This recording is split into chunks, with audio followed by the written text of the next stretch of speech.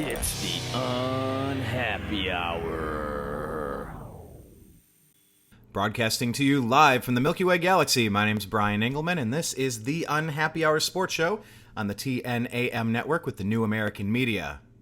Hi.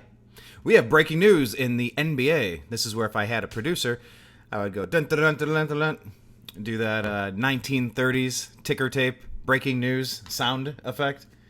But I'm not going to do that. I'm just going to tell you that there has been a massive trade in the NBA. Russell Westbrook is being shipped over to the Houston Rockets in exchange for Chris Paul and a bunch of draft picks. So what we're going to do is we're going to bring in Zak Baris to discuss this and break it down because, you know, kind of wondering what comes next.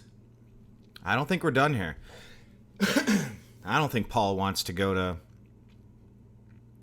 Oklahoma City. Call me crazy. Hello? Hey, Zach, we are live. How you doing today, sir? Ooh, I'm good. Yeah, man. Breaking news late in the day on a Thursday. Chris Paul and Russell Westbrook, man. Break it down. What's happening in this deal? So basically Oklahoma City has now finally called the end of the big three, you know, from the time they started, and it's over. You know, Westbrook is the last piece left. Well, technically they're big four that they had. Now, let's not forget, Presti built this team. I've been ragging on Presti for years. I think he drafted well at the beginning. I think he failed to have put the right pieces in place for that roster, though, on numerous occasions.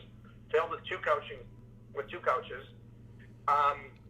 You know, and it's been a disaster ever since. Yeah, they're a perennial playoff team, but one finals appearance since, you know, in the last 13 years since they really put that team together, 12 years, is kind of a joke. Let's just start from the beginning. You draft Kevin Durant, Jeff Green.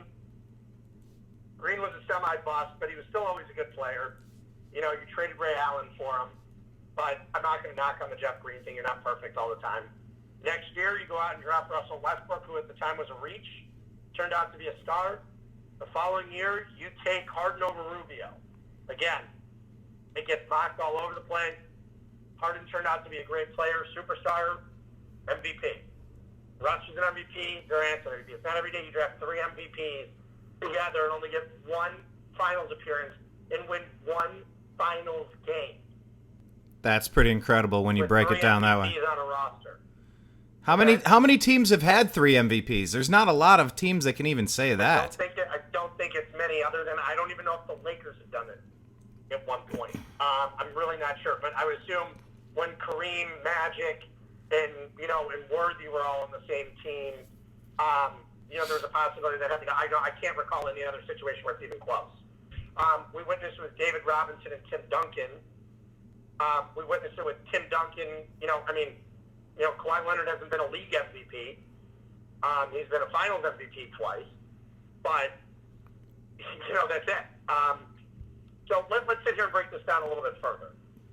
It's kind of funny when you look at this that it just proves in the NBA how important you can just say ancillary, complementary pieces are in a roster. Let's take, for example, this Oklahoma City team back, when they went to the finals. Let's take a look at those Miami teams with LeBron. The Miami teams with LeBron, their first year, they didn't have the core pieces to be able to win the title. They didn't have Ray Allen. They didn't have Shane Battier. They didn't have the additional pieces they needed to win it. They brought those guys in the next year. They won it. They won it the following year as well. Because they brought in those complementary pieces in order to win. Right. Oklahoma City was never, ever able to bring the complementary pieces. Don't forget at one point, don't forget how good Ibaka was, too, at the beginning of his career, too. Right. Okay? And that thing is, they had their big four. They failed to win. They never went for it. And then you had Clay Bennett, the owner. I don't know whose fault this is. I'd go it's probably more on Clay Bennett because I recall at the time he didn't want to spend the luxury tax. Well, he ultimately cost himself multiple finals in OKC because if they would have had Harden, Westbrook, and Durant, it would have almost been impossible not to win a finals. They would have had three of the top six players in the NBA at one point. It would have been better than any of the Warriors teams, too, because they would never have had Durant. So let's take a look back and say, Clay Bennett, really messed up. Sam Presti messed up by not firing Scott Brooks early enough, and then he messed up by replacing with Billy Donovan. It's just so shocking, and I told you both coaching searches. I recall telling you how much I've always hated Scott Brooks on the show. Not as a person, but as a coach. Right. I've mentioned it 100 times of what a poor coach Scott Brooks was. It was a bad hire by the Wizards. It was never a good hire. He's never done a good job. This is the guy who had a league MVP as the sixth man and coming off the bench. Yeah, you wonder why you can't find minutes for James Harden. Like you said, future MVP.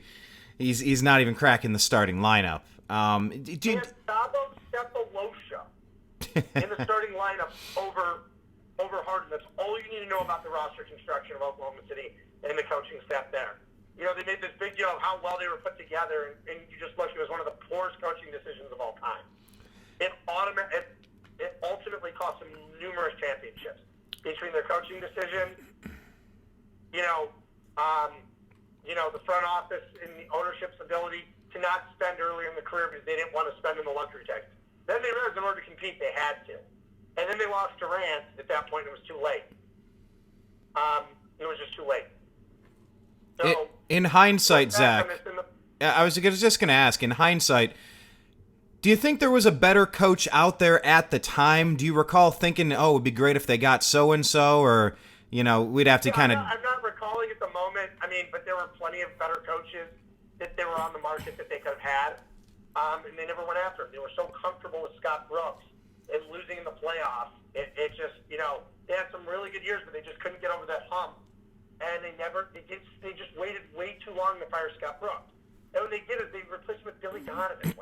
Donovan's an awful coach in the NBA. He's a college coach. He's not an NBA coach. It's different, with the Cavs hiring D-line, because we know the Cavs are going to suck no matter what next year. Take the leap and do what you have to do. Try to bring in a coach, try to make an innovative system out of a team with no talent. Go ahead and do it. They should have brought an established coach into Oklahoma City from the NBA. They could have helped work, and they just couldn't make it. They just couldn't make it work. And ultimately they lost to Golden State in 7 when they should have beaten them, and then they lost to Rams. It's one of these things you're going to look for it on 30 for 30 in a few years, and there's going to be an unbelievable 30 for 30 about the failure of the Oklahoma City Thunder. Which one is worse? Would you say the Cleveland Indians of the 1990s or the Oklahoma City Thunder? This is worse. Because the Indians of the 90s, baseball's so much more difficult. Don't forget, one player doesn't make as big of an impact in baseball as it does in basketball. Let's put it this way. The St. Louis Cardinals won the World Series with Pujols in it last year, but next year they were in the NLCS. And almost won it. Without Pujols. I don't think losing a player in Major League Baseball makes that big of a deal, one player, compared to the NBA. You lose LeBron compared to Albert Pujols, you go from being an NBA championship team to being in the cellar of the NBA. In Major League Baseball, you lose one player, it doesn't make a difference. Yeah, you have 9. It makes a minimal difference. Yeah, 1/9 versus 1/5. The percentage of the impact that somebody can have. And obviously a pitcher makes a big impact, but they're only every 5 games, So let's put it this way. If I would have told you the Indians would be 12 games up right now in a wild card position, if I would have told you a couple weeks ago that they'd be without Kluber, Bauer pitching like crap, without Carrasco because Carrasco's out, obviously with cancer right now with leukemia, and they would be without Clevenger for the majority of the season too, and they were 11.5 back, I believe that. I'd be surprised it'd even be 11.5. But if you told me they were in a wild card spot and that Shane Bieber would be their all-star pitcher out of that starting 5, I would have told you were crazy at the beginning of the year. And that's why you love sports. You just got to play the games. It's not that I don't like the Biebs. I love the Biebs. Love the I Biebs. think he's a great pitcher, but it would have been the least likely. I would have been like, Right. Okay. Yeah. I would have been like, it wouldn't have shocked me that he was an all-star, but if you would have told me that one of our starting pitchers was an all-star, he'd have been number 4 or 5 on that list, in my opinion. Well, yeah. He's the newest. You're thinking maybe Bauer. That's what I'm getting at, though. The Indians lost. Basically Bauer, who was finished second in the Cy Young voting last year, or third. They lost Kluber, who's a 2-time Cy Young Award winner, and Carrasco's barely pitched this year either. And just hasn't pitched the way he is. Clevenger, was crushing it the first month of the season, then he was down. Hasn't been the same since yet. And the Indians, their offense is in just shambles, and then all of a sudden, they lose Brantley, but they're 50-38. They're right where they were a year ago. We are consistent. That's all I'm getting at. Baseball and football are more team sports. The only position in football that makes that big of a difference is quarterback. Right, they touch the ball on every single play. Let's be realistic. The Browns plugged in a quarterback after having some talented rushers. They could never win anything because they never had a quarterback. All of a sudden, you plug a quarterback into the team. Oh, what do you know? They start winning football games. Yeah. Makes everyone better around him, too. In the NBA, I just feel like it's the one sport where you lose a star player and you're just cooked. You're done. We've witnessed it twice with the Cavs with LeBron James. People are sure, this is a championship team. They'll be in the playoffs. LeBron leaves. Oh, okay, they're the worst team in the league. Well, I will say, if Kevin Love wasn't injured and Tristan wasn't injured, and there's extenuating circumstances. I'll be an apologist. But they wouldn't have been. That's the thing, though. But I'm just saying, though, that's how impactful one player can be in the NBA compared. And when you lose 3 league MVPs, that's incredible. It's a significant hit. That's incredible. Let's just put it like it is. And now 2 of those MVPs are now sitting there in Houston, both via trade. Incredible. Not free agency. Those are both there by trade. And so talk for a second about Russell Westbrook and his willingness, his desire to be reteamed with James Harden. Because when you talk about these superstar players, there's a lot of personalities there. What are you getting bringing those two back together as far as who's going to be in charge? How are they going to play well together? It's going to be tough because they're 2 very dynamic players. They both like to handle the ball. They both lead the league in usage rates. They're right up there in the top 3 to 4 in usage rates every year. Russ is always number 1. Then James Harden's usually number 2 or 3. It's flirting with LeBron over there. So you now have, you're controlling 60% of your usage, 65% of your usage is now coming from between 2 of the players, which is just shocking. Right. You're going to see, they need to keep Russ from taking jump shots. Let him drive to the hole. You don't need to sit there and take jump shots. You're not forced to. Let Harden do that. Let Eric Gordon do that. You got Capella under the rim. It's going to be a very interesting lineup. You got PJ Tucker. I'm very interested to see how the Rockets are. They're going to be fascinating to watch. But let's make this mark like it is. There's no super team in the NBA anymore. There's no team with 3 All-Stars on it anymore.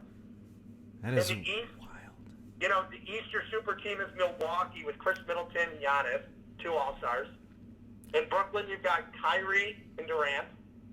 Durant injured, of course.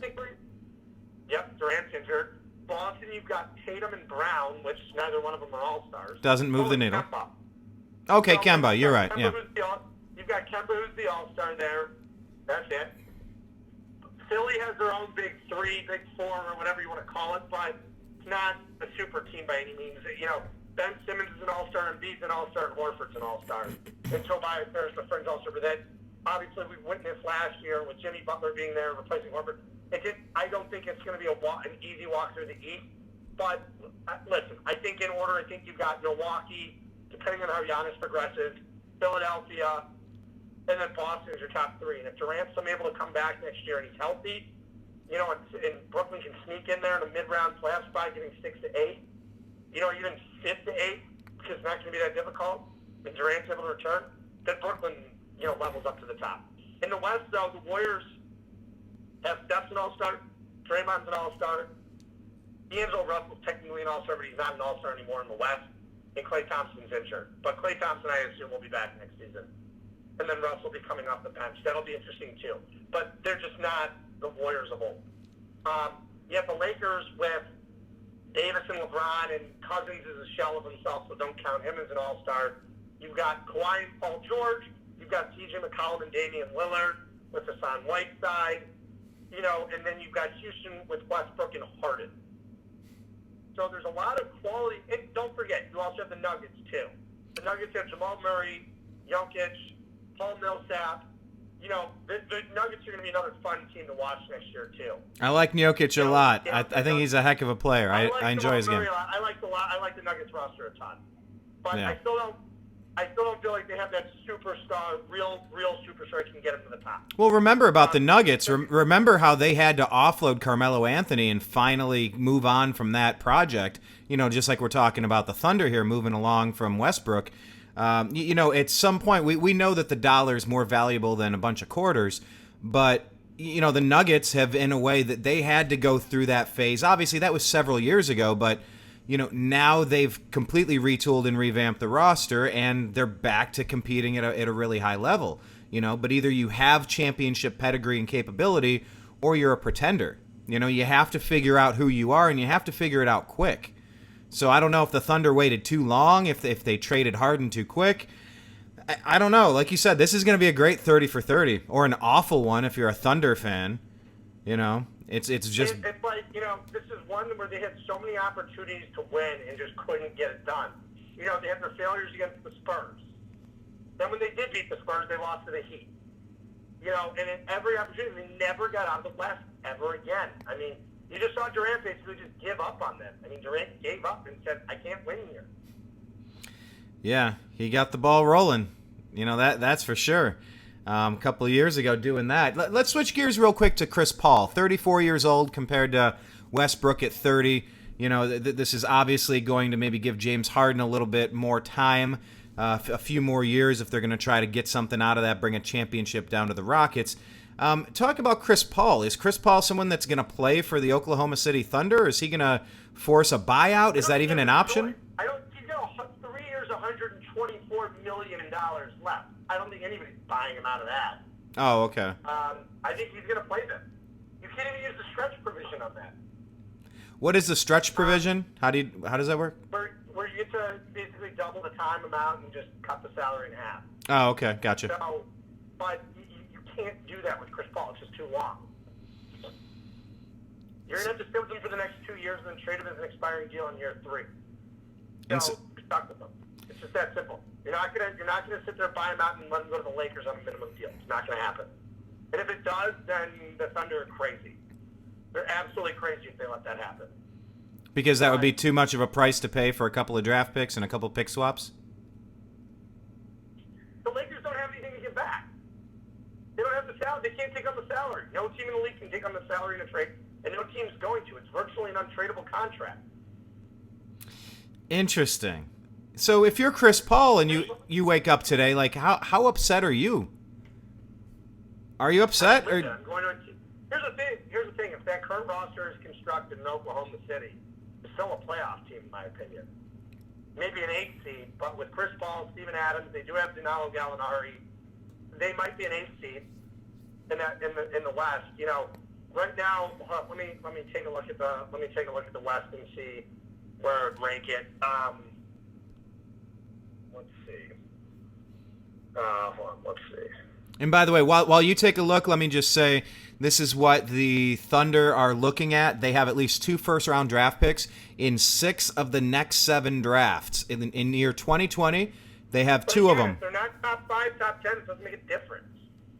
So let's take a look at the West. Okay. Right now in the West at the top, I'm putting over the Clippers at number 1 in the number 1 seed.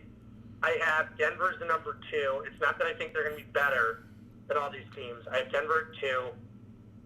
I think the Lakers will be at 3. I think Houston 4, Utah 5, Portland 6, San Antonio maybe 7. Oh, shit, I forgot about the Warriors. That's right. Those guys. Hold on. I'd go Clippers, Nuggets, Rockets, Warriors, Lakers, Trailblazers, or Jazz. Oh, yeah, the Jazz. I think the Jazz are going to be impressive this year. I honestly, I couldn't even predict the West today. I couldn't. I'm looking at it right now. They're stacked. Where do I see all these teams? They're stacked. I can take 1 through 7 in the West and just honestly put them in a scramble and just pick whoever's coming out of there. Because it depends who stays healthy. You don't know how the Warriors are going to do playing without Durant. I think it's going to be a little bit of a struggle, because D'Angelo Russell shoots a lot. He's not as efficient as a player as Klay. Obviously, he's not the shooter as Klay is. But can he help drive that offense forward? And it's going to be a real question of what he can do there. The Warriors no longer have Livingston. They no longer have Iguodala. They no longer have Durant. They're missing a huge chunk of their team. DeMarcus Cousins is done too, although that may be for the better. It remains to be seen. It really does. I think the Lakers are vastly improved, but the Lakers still need to add to players. The Lakers still don't have a point guard. Rondo was horrible last season. It's probably LeBron. LeBron's probably going to play the point, right? One would assume so, but we know how that goes. Every time LeBron says he's going to do something vastly changes. You can count on him to be unpredictable. No, that is fair. He says one thing and then another thing happens. We're going to be patient with this young team in Cleveland in 14. What do? They trade Waiters, they trade Wiggins, gone. So much for that young team. All the young talent's gone other than Kyrie and Tristan within a year. In the Lakers organization. I'm going to be here. I'm here with the young guys. First couple weeks going well. Uh-oh, not going so well anymore. Let's trade the whole team for Anthony Davis. The patience runs out. Very fair. All right, let me ask you this. Something weird, if you will. What if Brian, I expect nothing less from you. What if the Cleveland Cavaliers jumped in with, don't forget, we have some expiring contracts. Maybe if we could get some draft picks to accumulate in the process of taking on a Chris Paul to get rid of, a Tristan Thompson, a J.R. Smith. I mean, they're making money. The Cavaliers right now, the Cavaliers want to get their young players playing. Two, they want to sink. They haven't signed a free agent yet, okay? You think Chris Paul is going to be happy here? You're out of your damn mind. Because we need that top 10 pick next year. We don't want to forfeit that away. Also, you're going to bring Colin Sexton off the bench for a 34-year-old Chris Paul? Well, that's a good way to tank, isn't it? Chris Paul is so good. I know he's still good. All right, so fine. We can put that one to bed. I just know that this is the chatter in Cleveland sports radio now. I was hearing the rumors about should we trade for Russell Westbrook, and probably every sports market is having these conversations right now. So it's worth discussing, but yeah, I know, probably not realistic. I don't know. I'll be a straight shooter on the Cavs, and I'm just going to be realistic because I was having this conversation earlier. The Cavs are going to be garbage this season, straight trash. Whether Kevin Love is healthy or not, they're going to suck. They're going to absolutely suck and be horrible. Just be prepared to watch 0 games on TV. They're not going to be fun. They're not going to be entertaining. Nothing. They're going to suck. It is what it is. By design. For your head, this is, yes. I think it's a combination of design and just failure in free agency last year. And honestly, having an inexperienced general manager. Again, look what Griff's done in New Orleans so far with that roster. He's pulled together some really nice pieces in free agency via trade. They didn't have a choice about Anthony Davis, so he traded him. Turns out he got it. It wasn't, obviously, whenever you turn a superstar, it's never going to be amazing. Mm-hmm. But I think he got as good of a haul as he could for him. And he was very fortunate to land Zion. But they've done a lot of maneuvering. The Pelicans are a fun team to watch. They're one of those teams, you define a league pass team. They're a league pass team. And you wonder if they could sneak into the playoffs. Who knows? They're not going to sneak into the playoffs. I'm trying to be optimistic. Don't forget, you still have a team like Dallas where, where you expect, Luka Doncic to take a leap. If Porzingis comes back healthy, that's a team you expect to be better. I don't know if they're playoff bound yet, but let's see. They may be, they may not be. But again, that's another team that's going to take a leap. New Orleans could win 38, 39 games. That doesn't put you in the playoffs. I think you need to win 47 in the West to get in the playoffs. So even under a best-case scenario, they're going to fall short, in your opinion? If you're New Orleans, you want to fall short. There's no reason you're not going anywhere in the playoffs anyway. I don't think Zion's going to be as good as advertising his rookie year. I mean, my betting money is not on Zion to win Rookie of the Year this year. As good as I think he is, I think you're going to see him dealing with some injury concerns. I think he's going to have some really bad nights just due to conditioning. And I'm not saying he's in bad shape. I love Zion as a player. but don't expect the kid to put up 25 and 10 his rookie year. He's not going to do what Blake Griffin did his rookie year. I can almost guarantee that. He's going to be very, very fun to watch, but you're going to see some serious growing pains from him. Mm-hmm. It just is what it is. In today's NBA, he doesn't shoot, he's not, the thing is, this is different than 5, 6, 7 years ago. I truly see that Zion will be successful this year. I just don't see, if he wins Rookie of the Year, I'm not going to be surprised one bit. If John Morant wins Rookie of the Year, I won't be surprised one bit. Or R.J. Barrett, or even a guy like Darius Garland winning Rookie of the Year, I won't be surprised. I think there's a lot of guys who win. I really think this is an open field. This one of these years, Garland's going to get a lot of playing time if he's healthy in a really trashy lineup, in a really bad team. He can put up big numbers on a really crappy team. We witnessed that before.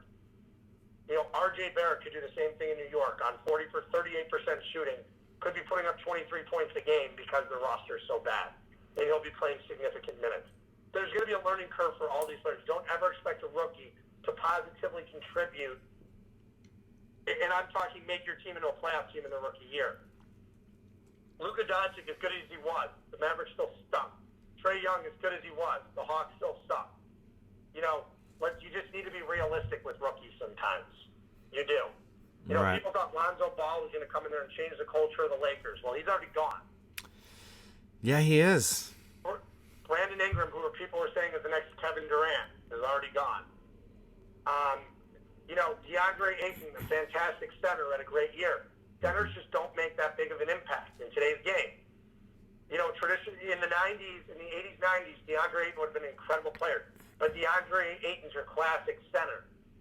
He puts up good numbers, he gets the ball, he gets the rebound, he'll block some shots.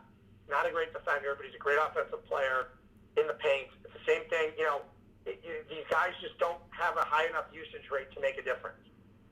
I discuss this all the time, and I always mention, it's like Anthony Davis, as great as he was in New Orleans, you cannot have a power forward with a low usage rate being your focal point of the offense. It doesn't work like that. You need a guy with a high usage rate, like a Russ, like a Harden, like a LeBron, like a Kyrie or Kevin Durant or a Steph, being your offensive focal point. And that's what's going to win you ball games. It also could kill you in the process. But at the same time, that's what wins you games, and you have your focal point of your offense is sitting there touching the ball a lot. Right. And that's why you really need to have strong wings. Having a strong two-guard, having a Dwayne Wade type, having that LeBron type. It's great to have a great point guard, but when you have a Giannis type player and you have strong wings on your team, that's how you win ball games. It just is what it is. Well, let's do this. Let's make a pivot here. We've kind of narrowed down and kind of broken down what this trade is going to mean for the landscape, especially of the West.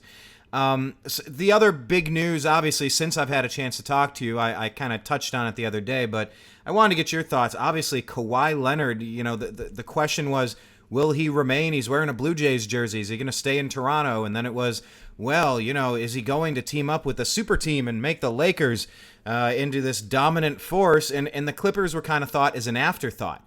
Well, it turns out that was not the afterthought at all. Having had a few days to think about this, what's your take on the move? The whole Kawhi thing. I was wrong.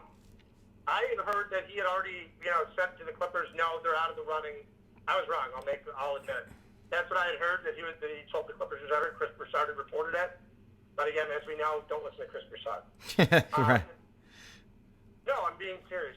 We've been burned by Chris Broussard many times before.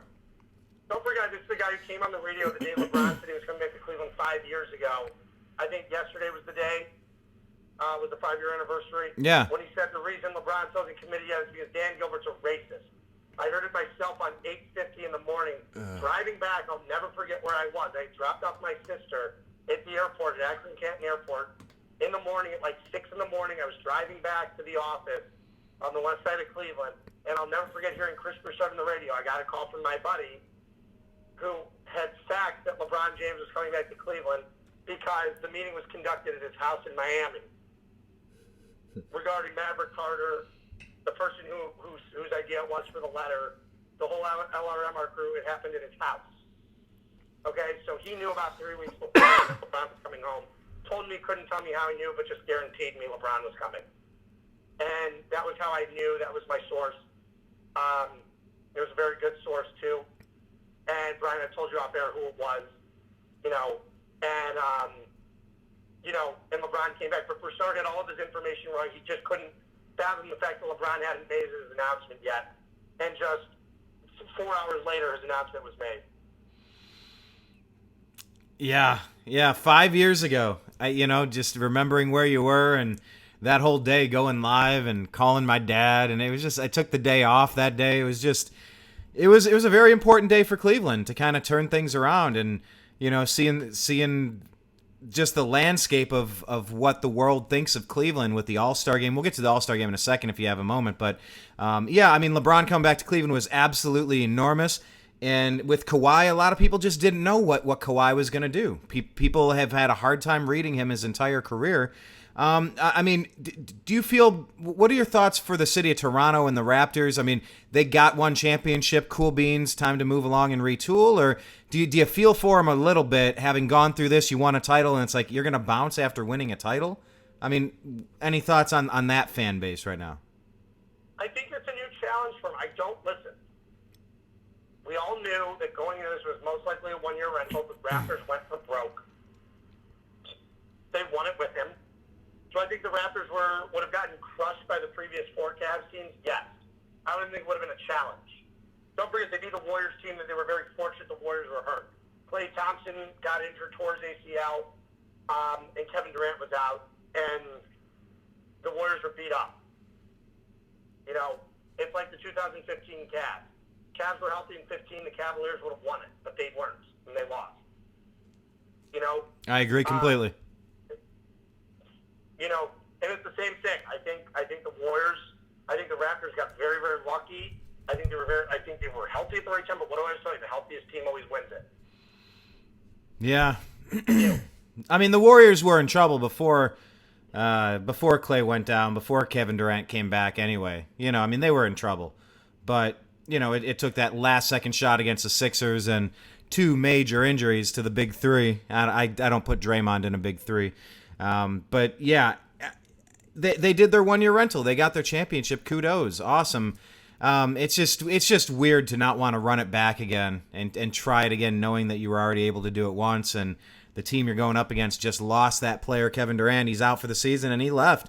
He's headed back to the East, and he's done for the year. So, I mean, what do you think is in Kawhi's reasoning here? You think because he's from Los Angeles, you think that's a major contributing factor, or just a partial factor? I think he wanted to be home. I think he's always wanted to be home. You can't sit there and blame the guy for wanting to go home. It's not like he sat there and joined a super team with LeBron.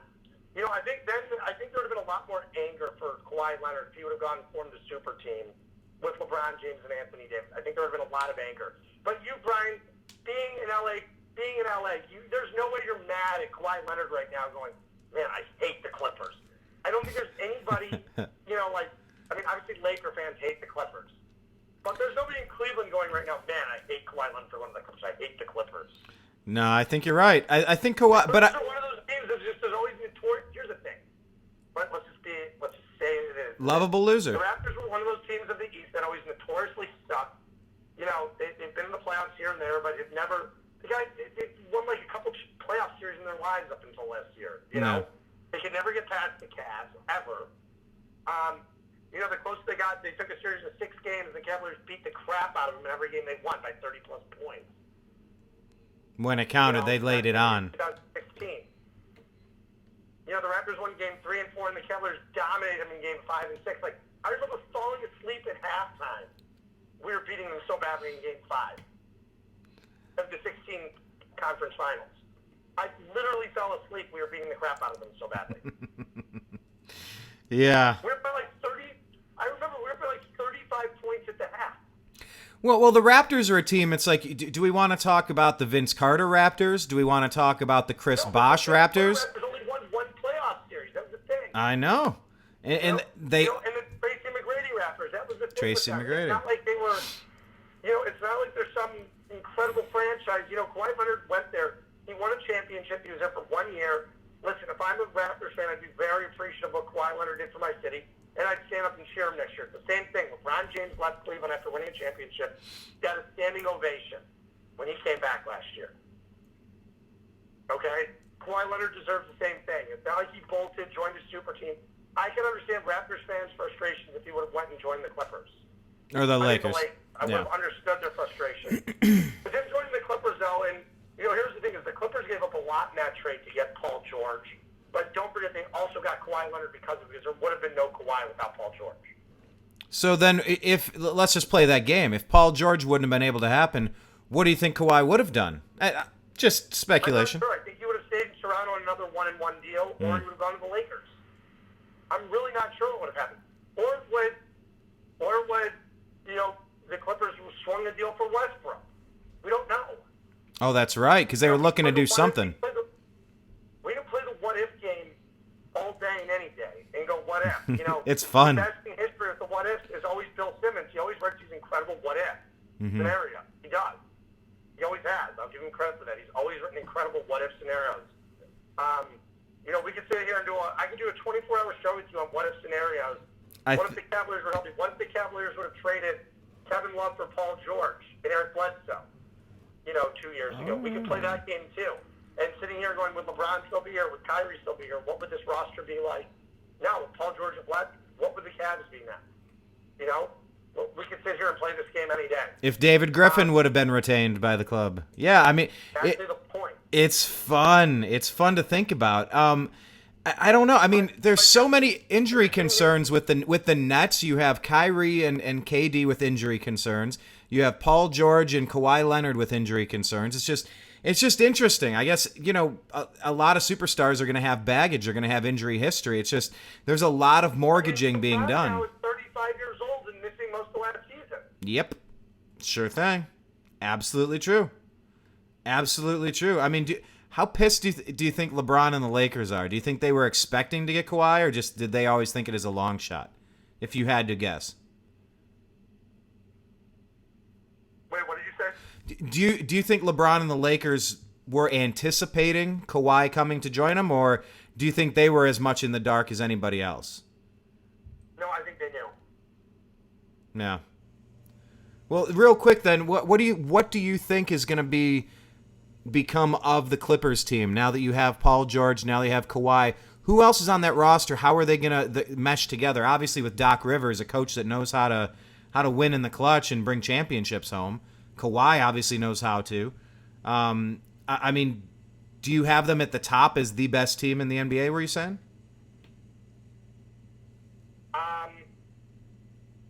Who at the top of the NBA?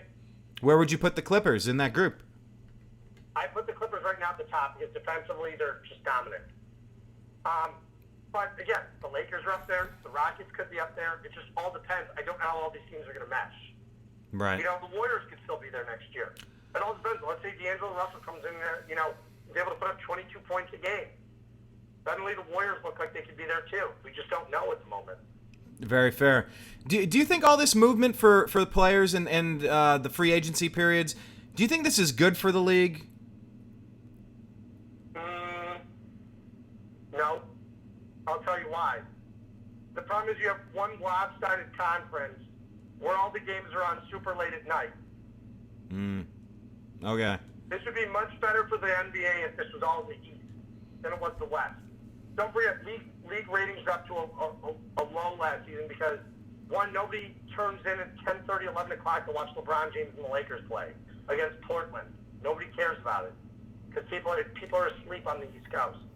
Most of the viewership comes from the East Coast. We all know that. It's better to have a balance of power restored in each conference. Look at the NFL. The NFL always goes with it's always the AFC East and the NFC East. But the NFL has it purposely scheduled where Monday Night Football's on at the same time every week. Sunday Night Football's on at the same time every week. The NFL does it right. All those, because there's only 16 games a year. There's only 17 weeks a year, 16 games. So you look at it, in the NFL, there's a 1 o'clock and a 4 o'clock game. They're all scheduled at the same time. So you as a fan get to watch any game you want. And you can watch it. You don't have to worry about falling asleep because they're on early enough where you can stay up and watch a game. But there really is no fix for this. You're just saying in an ideal world for the league, it would be great if the balance. There's no real fix here, right? No, but the problem is now you have 2 games. You're going to have Clippers, Lakers in one city, okay? where you now have a 10:30 game as their highlight game of the week, a 10:30 game, not an 8 o'clock. So me being on the East Coast, I have to go to bed and watch the game. And it's not going to be over to 1 in the morning. I'm not staying up to 1 in the morning in January to watch a basketball game. True. A regular season game. That means nothing. That's what I'm getting at. It means nothing. And that's the problem. The NBA, you have the Knicks, irrelevant. Nobody cares to watch the Celtics, really. Yeah, they lost Horford, they lost Kyrie, they lost Marcus Morris, they lost Aaron Baines. The Celtics lost a lot of pieces. A lot of pieces. But remember, Danny Ainge is a genius. Danny Ainge is a genius. Will they still be good? Yes, they'll be good. Yeah. But they're not going to be incredible. Milwaukee's a small market. The East really has no, and Brooklyn doesn't have a healthy Kevin Durant. So they're not going to be that fun to watch every night either. Miami with Jimmy Butler, are you kidding me? Sixers are cool, but they're not that exciting. All the superstars that are aligned now are in Houston, LA. Really it. The problem is, Golden State still has their stars. They're not going to be as desirable, but all the big teams are out west. It's all 2 or 3. Houston's the only one with an hour time difference. Right. Yeah, being in the Central. Well. It's going to be very, very tough. Very, very tough. And that's the thing is, all the stars are 3 hours behind for the most part, other than Russ and Harden. You go out there, all the Portland team, Golden State. Even Sacramento's going to be a decent team next year with De'Aaron Fox. But they're all 3 hour time difference teams. So the NBA just has a problem of late night. You can't put basketball at 5 p.m. on a weekday. In LA with rush hour, nobody's going to be there. Yeah, it's hard to make a 7:30 tip off in LA when it takes you an hour and a half to get where you're going, and you're 3 miles away. All right. Well, look, I anticipated this was going to be the summer of LeBron and Space Jam. I thought Kawhi was going there. That's what my gut was telling me. So I am surprised. My intuition was incorrect on that one, and we'll see how it plays out. We'll see how all these personalities mesh. We have a lot of big twos. We don't have a lot of big threes. We have a lot of big twos. There are no big threes left. It's all big twos. That's very interesting because it used to be the Celtics and the Heat and then the Warriors and the Cavs, and now it's just I don't know. I mean, maybe this will be better for the league. Maybe it won't. Time is gonna tell. I think it's better for the league putting 2 superstars per team than it is 3 per one. It balances out the league a little bit more, but still, almost all the powers in the Western Conference right now. Right. You're going to have teams in the Eastern Conference with 30 wins making the playoffs. Wild. Your top teams in the East right now, obviously Milwaukee's going to win a lot of games. Philly will win a lot. Boston will win its share. Indiana, adding Malcolm Brogdon, will win. Brooklyn will probably win some games. Toronto? After that, though, Brian, Toronto? who do they have? Pascal Siakam? Lowry? Is Gasol? Gets you 40, 50 wins. Yeah. I expect them to move Marc Gasol, too. They also lost Danny Green. That's true. That's a big one. The thing, too, is I just don't see 8 500 teams coming out of the East. The Cavs stink. The Bulls stink. The Wizards stink. I still expect the Wizards to move Bradley Beal in a deal. What other team might be buyers at this point? I don't even know. I couldn't Miami, but Miami has some obsession with Justice Winslow and Tyler Hero, where they don't want to give them up for some odd reason. Pat, the genius of Pat Riley, I think, is a little bit over the hump. But we'll see. Absolutely. All right, cool. Well, yeah, thanks for jumping on and doing this show such last second for me. Obviously breaking news we always want to jump in on and put our 2 cents in. Obviously, to recap, Russell Westbrook is being traded from the Oklahoma City Thunder to the Houston Rockets in exchange for Chris Paul and draft picks. I guess as a bonus question, do you have any thoughts on the All Star game and the All Star festivities? in Cleveland? I had a great time for the All Star game.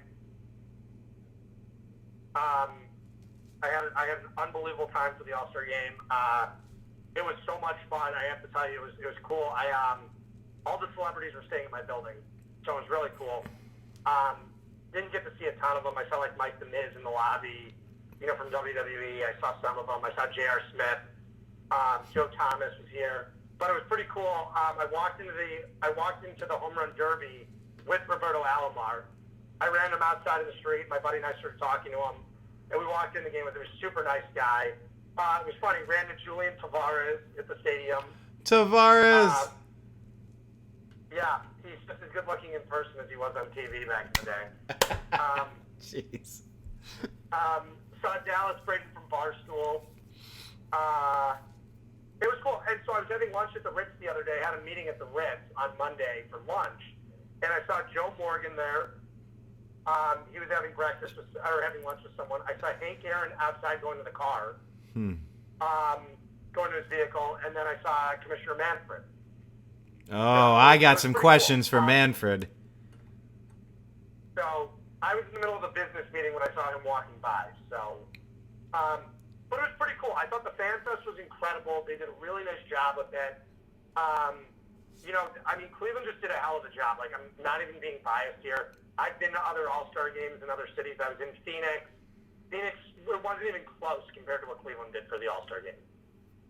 Being centralized all in one area, having your stadium right there, having the convention center downtown, everything. There was so much. The parties were at the Rock Hall. They were down the East Bank of the Flats. The national media loved Cleveland. They did. They loved it. That is such a difference to where it used to be the Mistake on the Lake and, Tim McCarver and Joe Buck trashing us. Right. I've been home almost 6 years now. And I'm telling you, you go from where Cleveland was 6 years ago, I look out my window, and I can go, this building was closed. My building closed. This building not built yet. I can just sit there and go, wow, this whole street was closed. This wasn't built. Nothing was here. Cleveland was a dying town. Now you see new buildings. You see cranes in the sky. You see new buildings getting built every couple months. You see historic rehabs. You see new stuff coming. There's new restaurants. There's new nightclubs. There's new everything opening up every month here. There's new buildings, being built in Tremont, Ohio City, neighboring areas. And I'm happy to be a part of it. I'm happy to be developing. I'm happy to be a part of this group. I really am. Cleveland is on the up and up. People who come here actually love it here. I have friends that come in from LA, they come in from Laguna Beach, come in from DC, they come in from all areas of the country, and they all love Cleveland. They rave about it here. All my friends love it here. They have a great time when they're here. They always tell me, man, I'd love to move to Cleveland. The only thing that sucks is the winter weather. Which it does. It sucks. I'm not going to sit here and lie about it. But Cleveland's a much better town than it used to be. It has great suburbs. It's a wonderful place to live. I'm not saying it because I'm being biased. I'm telling you, I've been in other cities. I love Los Angeles, but LA has its issues too. All cities do. Cleveland doesn't have the problem with homelessness. There's a lot of things. Cleveland, we're not susceptible to any natural disasters here. Yes, do we get a little bit of flooding? Maybe. Minor tornadoes, if that. Some high wind, yes. And snow. That's all we get, and the occasional thunderstorm. This isn't LA where you have to worry about an earthquake. You don't have to worry about ridiculous amounts of crime. I witnessed stuff in LA that I can't even think of anymore. It was so bad. And so heinous. You don't see that here. You don't see people shooting up drugs on the street. You just don't see it. It's just, also we don't have the homeless problem because it's also, it's cold 7 months a year here and they wouldn't survive. But there are just so many different aspects here. Cleveland's a beautiful town. We have a beautiful lakefront. They've cleaned it up. They've cleaned up the riverfront. They've cleaned up the lakefront extensively over the last few years. And I think they showcased and did a great job. There's a reason why I think over the last and this is a big tribute to LeBron coming back. I think it showcased the national media that Cleveland could handle this on a large scale, being in 4 straight finals, the Indians being in the playoffs every year. Especially with the World Series, it brings national media. The hotels are filled. It helps out the bars. It helps out the restaurants. Don't forget, we've got the NBA All Star game coming in a couple of years. we also have the NFL draft coming in 2 years as well. That's right. I forgot to mention the NFL draft. Thank you. Because we're doing the Final Four. I mentioned the Final Four. I mentioned the NBA All Star game. I forgot about the NFL draft. That's right. Cleveland is proving that we know how to do large conventions on a grand scale. I think a lot of that. The RNC as well. The RNC for me, when I came back for the RNC in 2016, I was blown away by how organized and how nice all of the venues kind of cobbled together, and with the transportation at Tower City, it was great. It was an outdoor play. Easy city to get around. Yes, the gateway. Easy city to maneuver. And that's the thing is Cleveland is very centrally located too. That's the best part about it. You're downtown. You're right in the heart of the city. It's 20 minutes east side, 20 minutes to the west side. The heart of it all. The west side's a little bit closer than the east side is, but downtown technically is on the east side, it's east of the river. But that's just what happens, and you see these areas growing now like crazy. A bunch of young people moving out, on the outskirts of downtown in Tremont, Ohio City, even a University Circle, an area that used to be totally crime-ridden 10 years ago, even 6 years ago when I moved home. You used to read about issues and shootings and rapes at Wade Lagoon. Now it's one of the safest areas of Cleveland. Huh. Cleveland's done an excellent job for the most part. Yes, obviously we still have our issues. We're not a perfect city by far. But they've done a lot to kick the national, Cleveland's always had this terrible national reputation for the river catching on fire in '69. And being, you came here in the mid-2000s, there wasn't anything open downtown on East 9 or on Euclid or Main Street downtown. Everything was just out of touch. Everything was closed. Everything had went to shit in Cleveland. It's now turned a complete 180 over the last 6-7 years. That's pretty incredible, man. That's pretty incredible, and that's not all. That's not all LeBron James. That's not all the the Indians. It's everything. I think the city is finally putting it together on a national scale to compete. It's also having a guy like David Gilbert, who's the head of the Cleveland Sports Commission, who helped get the RNC to Cleveland, who helped get the NFL draft, 2 All-Star games, who's, women's Final Four as well, I forgot as well. Yep. Multiple NCAA tournaments over here. They've done just an incredible job. They're redoing, Progressive Field is beautiful. It's been totally redone. The Q totally transformed, over there to basically a brand new arena with a crappy team in it. But we have beautiful venues. Brown Stadium's next. You need a dome. You need a dome for the next stadium if you really want to get a Super Bowl and you really want to get a real Final Four. That's what you do. Dome the stadium. Bring a dome. Build a new stadium. Yes, it costs plenty of taxpayer money, but imagine what we would have done if we didn't have the Indians here. You'd see bars on East 9 not bringing in money. Bars on East 4th not bringing in money. Hotels. Everything. That's how valuable, and I know I hate to get in this conversation about publicly funded stadiums. I hate that the public has to fund them. But it's better that the public funds them and we have them than not having them and losing them. It is an interesting conversation. It's a total catch-22. It really is. Yeah. But look at San Diego now without the Chargers. Look at St. Louis without the Rams. St. Louis won't host any more Final Fours. They're not going to get the big conventions like they used to. They have no chance of the college football playoff because they let the dome sit there. They didn't build a new stadium. And a lot of it on Kroenke. I can't sit there and blame the city of St. Louis. But let's just say it just is what it is. You look at Oakland. Oakland's losing the Warriors. They're losing the Raiders to Vegas. And what do you know? Vegas has already got an NFL draft out of it. It's going to bring tons of extra tourism to Vegas on slow weekends in the fall. That is true. And they're going to wind up getting Vegas will get a Super Bowl out of it. They'll get a college football championship out of it. They've already gotten the draft out of it, and I guarantee you they get a Final Four out of it as well. Yeah, and I'm of the camp where I'd still like to see an outdoor Super Bowl with the elements. I know that's not great for the pomp and circumstance. The one time it would have happened was New York, but the Super Bowl, notoriously for 50-some-odd years now, has always been in a dome or warm weather venue. I know. That's how it's always going to stay. No, and I think it's silly. I think it's silly to not have some sort of at least a retractable option if you're gonna put a building, a facility up that you want to. Like you said, it's not just for that sport; it's for all of the big events.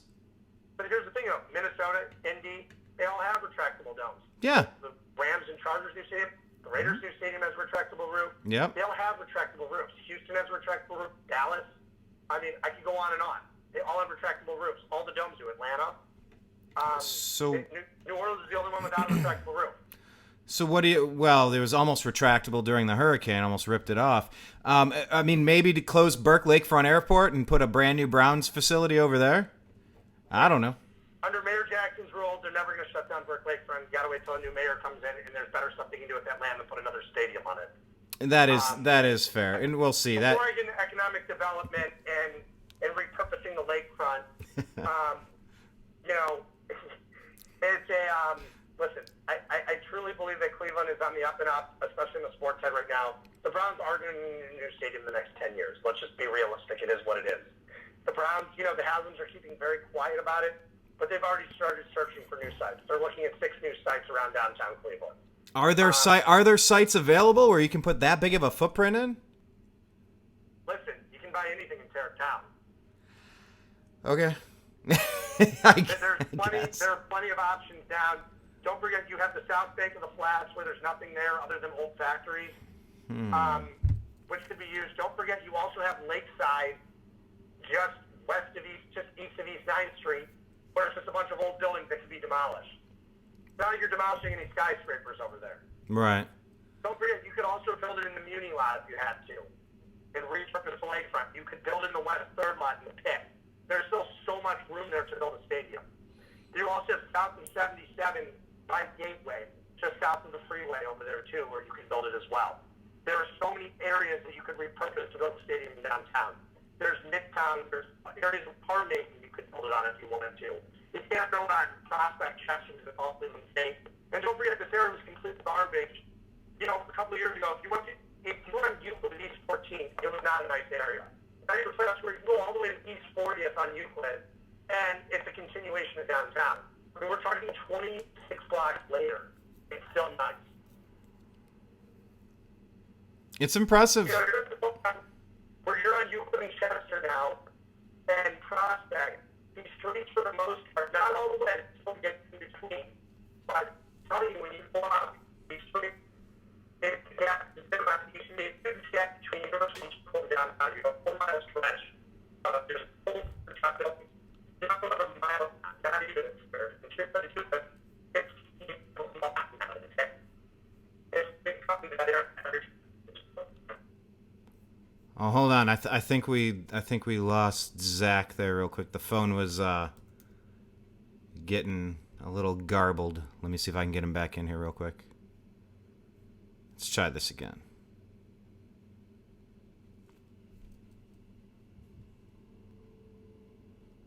Calling. There we go. Hey, Brian. Oh, okay. Sorry. Yeah, we lost you there. You were saying? Yeah. No, so I was saying that you have $500,000 townhomes going in the middle of Euclid and 65th now. An area that was complete garbage just not 3 to 5 years ago. You have new buildings going up all over the place around University Circle and the Cleveland Clinic expanding, UH expanding, all these different areas. Tremont's expanding all the way down to Metro Health now. Ohio City's going all the way out almost towards Lakewood now. The Detroit Shoreway. Edgewater's a gorgeous place. These places all used to be crime riddled. That's what I'm saying. The gentrification of Cleveland is happening. Problem is, though, it's not really a growing population, so you have inner ring suburbs like Bedford, North Randall, Warrensville that are completely losing their populations. So the city's essentially a donut. The city's a donut. So it's really dense in the middle, and then it's hollow. Wait, what's a donut look like? It's empty in the middle. The edges and hollow in the center. There we are. That's what I was trying to say. You have areas like Shaker and Cleveland Heights which are being completely repurposed, and they're just gorgeous. And, for a while, Cleveland Heights was on the downturn. Now it's back on the upswing. Look at areas, and then you go to the southern suburbs, southern east suburbs like Orange, Pepper Pike, Moreland Hills, Beechwood. And the surrounding Lyndhurst, they're all beautiful areas now. They've always been pretty. And then on the west side, you look at the areas that have really come back, or Lakewood, Rocky River's just super expensive. Westlake, Bay Village, you have all those areas. But you also have the blue-collar suburbs aren't doing as well anymore. The Parma's smaller, Brook Park, those areas aren't as big as they used to be. Yeah. So it's basically been a population shift. You also have areas like North Richville and Avon that were even undiscovered 20, 30 years ago are now the fastest suburbs growing in Ohio. Huh. So it's growing like a donut. That's the problem. You have inner ring suburbs that aren't doing so well, but the outer ring suburbs are just booming. Interesting. Yeah, I mean, and look, the Dow Jones just hit 27,000 for the first time in history today. Things are really good right now. Trump's helicopter, Marine One, was in Hunting Valley this evening in Moreland Hill. Really? Flying over, yeah. He's in town for some fundraiser tomorrow, but they were all in town tonight doing the flyover. So I was noticing one of my business associates, he puts on his Instagram, he's like, WTF, what's going on here? I sent him the article. I was like, Trump's in town. That's why. He's like, oh. He's like, I honestly had no clue why Marine One's flying right over my house. He's like, Marine One landed less than 200 yards from my house. So, yeah, that's either helipad. Yeah, that's either really cool or oh crap. Yeah, he was right across the street from the Learners over there in Moreland Hills, Hunting Valley on the border. So, and that's where the fundraiser is being held tomorrow night. Not at the Learner's house, but down the street. Okay. So, and it's just funny. It's like, why is Marine One landing on my house? Yeah, you don't see that every day. I was out hiking in LA a couple months ago at this point. And yeah, I mean, Trump was in town and we saw all of the helicopters coming through. I mean, it was a procession, I don't know, 20, 30 choppers at the same time. Like, what in the, oh yeah, the president's in town, go figure.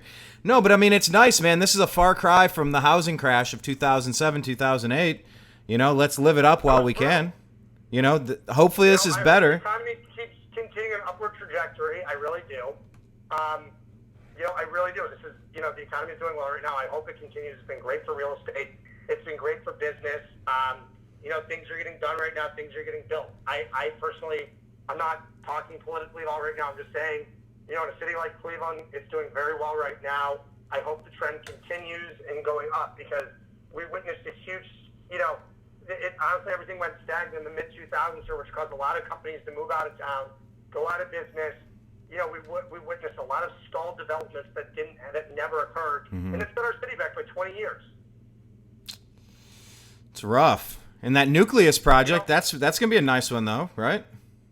I will have more information tomorrow after lunch, but they're supposed to be breaking ground tomorrow within 3 to 4 weeks. So nice. So hopefully I'll have an answer tomorrow on it. So no, it's nice to see. For a long time, the book that's been in my head for 20 years is called There's Only Next Year. And I had a hard time writing it, and I'm patting myself on the back, but I'm a really good writer. But I've had a hard time writing this book, and it was the subtitle something along the lines of, what happens to 3 generations of greater Clevelanders when they're constantly mocked and ridiculed by the national press or something like that. But it's just so nice to get out of that lovable loser, down on your luck, the Charlie Brown kicking a football that's not there. It's so nice to not be the butt of jokes. Even Mike Polk Jr. coming out redoing his We're Not Detroit hastily assembled Cleveland tourism video. It's more tongue-in-cheek now because Cleveland is kind of standing on its own. And it gives us a little bit of pride being from the Northeast Ohio area, growing up there and spending time there, you living there now. It's just nice. It's nice to not be from a crap hole. It really is nice. And it's nice to see your city representing. And, let's see. Francisco Lindor, he says he's on a mission. He'll tell you what it is in October. I sure hope the Tribe can do it and that the Browns season is shaping up to be absolutely fantastic. So, hey, as the Cavs rebuild, we have plenty to be excited about. Any final thoughts on the All-Star game itself before I let you go with the All-Star, MVP with Bieber? No, I had a great time. It was a lot of fun. I was very happy to be there for the Home Run Derby. I was very happy to be there for the All-Star. I'm very fortunate. I went to the Futures game as well. I didn't go to the softball game. It was just too much. I did go to the Futures game, though. I had a great week. But that being combined with July 4th, it was just a lot. Oh, yeah. Yeah. Put it that way. It was a lot. These things always are. Because this city was pretty much shut down on Monday and Tuesday for work. Anybody who worked downtown or lived downtown was not going to their office in the suburbs the last 2 days. I can guarantee that on Monday and Tuesday.